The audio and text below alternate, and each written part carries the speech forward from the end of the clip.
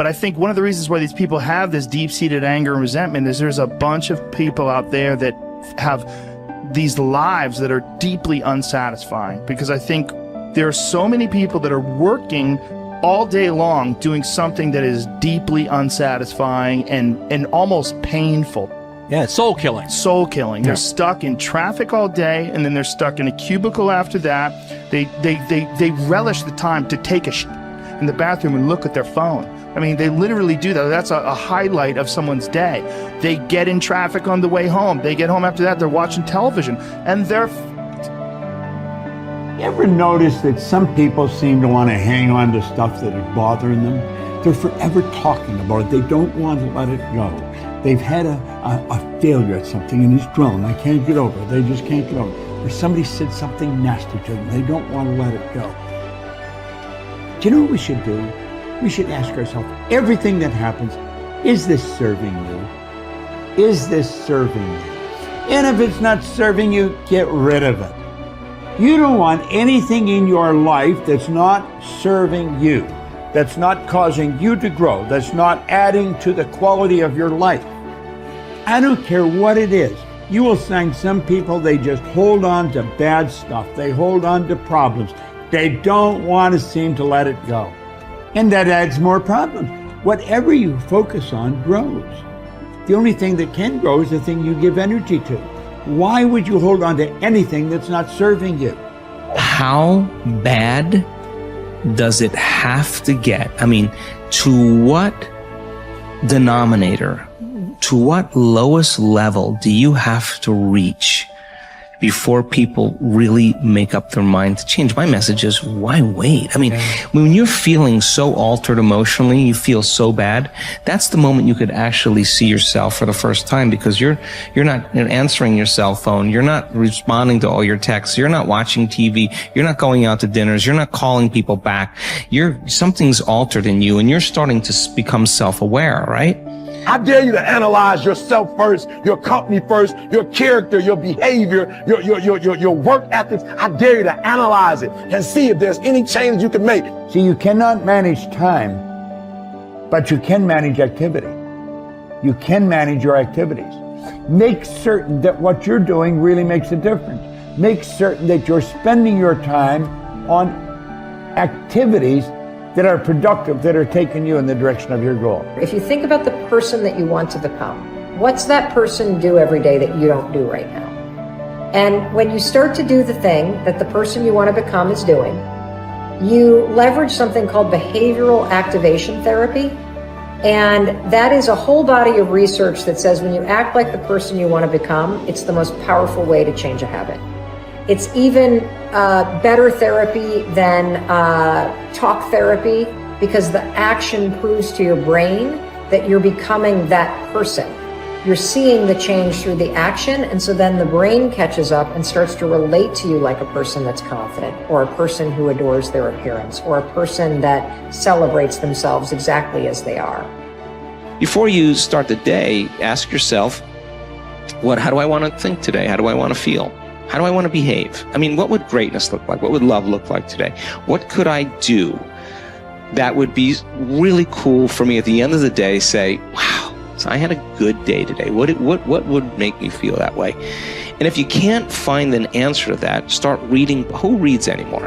Read a book. I read so many books a week. I know, I'm that way too. So read something about, you want to be wealthy?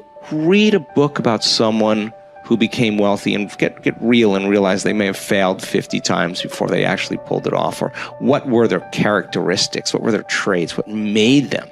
So it wasn't about their wealth, it was about who they became. That's the key, right? So fill your brain with a little knowledge, and then just start asking yourself, what's the greatest expression of myself that I can be today? And rehearse it. Rehearse how you're going to be. And then if it leads to a different choice, that's the unknown. Mm-hmm. And just know that it's not going to be predictable. It's going to be a little uncomfortable. That's where the magic happens. If you can stay relaxed and awake in the unknown, things get pretty exciting. When you're back to the known, you're back to the familiar. Don't expect anything to change in your life. And if you say it's that person or that circumstance, you defaulted and went back to the program of the victim, allowing your outer environment controlling your thoughts and feelings. If you truly do this well, This is what I discovered. If I truly feel the feelings of my future before they occur, and I live in that state, I'm no longer looking for it to happen. How could I look for it if I feel like it already has, right? So I try to stay in that state, because then I'm not separate from it. And that tends to be when the magic happens. There's no control anymore. There's no predicting. There's no perfectionism. There's none of. All there is just kind of an experiment. Like, I'm experimenting to see if I changed my thoughts and feelings, if my life will change. And that should be the experiment everybody has. And do it with curiosity, and do it with just seeing if the experiment works. If it doesn't, change something else about yourself until it starts to work. Deciding who are we going to be. You know, we shouldn't hope to end up one day a magnificent, strong, beautiful, capable, kind, loving person. We should start living like that today, hopefully, so that we become that. That who we become is not an accident, but hopefully a purposeful intent. That our days and how we approach our days are literally driven by the intention of who we're going to bring.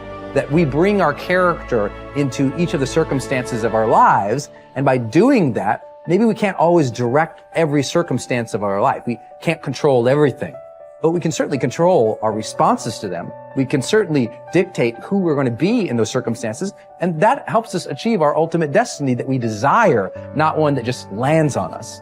I think the other thing that really comes to people's into their power is when they really discover that, you know, each of our days is something that we can also design. Not just design who you're going to be, how are you going to design your day? What's this day going to be about? What's going to get your attention? What's going to get your focus? And what should not be getting your focus is just your inbox, or just what I call browser blackout, clicking around on all these blue links or images, or swiping here and swiping there, and then losing 4 or 5 hours of your day. Because what ends up happening for so many people is they lose 2 or 3 hours to distraction each day, maybe 4 hours of distraction of television a day. And over the course of their lives, now a decade is gone of opportunity, a decade of missed opportunities to connect with your family, to achieve your dreams, to work a little harder, to contribute that thing you always contribute, to learn that skill that you wanted to learn. Like, we have to decide on our days. We have to design them. We have to wake up and decide what this day is going to be about, what's going to get done, what's going to deserve our focus, who will we reach out to, instead of just responding to everybody else's needs. Look back over your life and ask yourself, what activities, behaviors, or decisions have been most responsible for my success in life to date? You will probably find that less than 5% of the things that you have said or done have accounted for most of the success you have enjoyed. You may find that it was your unique ability to solve a particular kind of problem or to take advantage of a particular type of opportunity. You may find that your special talent was an interpersonal skill that enabled you to influence and persuade other people at a particular time and place. You may find, on analysis, that it was an ability to take charge and accept responsibility for accomplishing a particular goal. Whatever has been responsible for your successes in life to date may be a good indication what you should be doing in the future. Analyze your work based on the measure that I call return on energy. Leaders in every field deliberately apply their talents and energies where they can achieve their greatest return on the amount of energy, mental, emotional, and physical, that they invest in any endeavor. They refuse to take on jobs or work in areas where they cannot perform at exceptional levels. They treat themselves as valuable resources, and they spend their energies very carefully. One of the questions that you might continually ask yourself is this the best possible use of my time and energy? Is what you are doing right now the most valuable thing that you could be doing, given your particular combination of talents and abilities? Often answering this question will help you to see that there is a vast difference between what you are currently doing and what you should be doing if you want to be fulfilling more of your potential. Once you have chosen your ideal job or occupation for this stage of your career, your biggest responsibility is to make the decision to become very good and then to become excellent at what you do. In a lengthy study on successful Americans, the Gallup organization discovered that expertise, or being recognized by your peers as one of the very best in your field, was one of the essential ingredients for success in American life. We said before that self-confidence comes from positive knowing rather than positive thinking. It is only when you know that you are outstanding in your chosen field that you really feel terrific about yourself, and that you enjoy high levels of self-confidence. Men and women who are good at what they do and who know that they are good at what they do are very different from those who are only average. They walk and talk and dress and behave differently. They have an attitude of assurance and certainty about themselves that causes them to stand out in any group.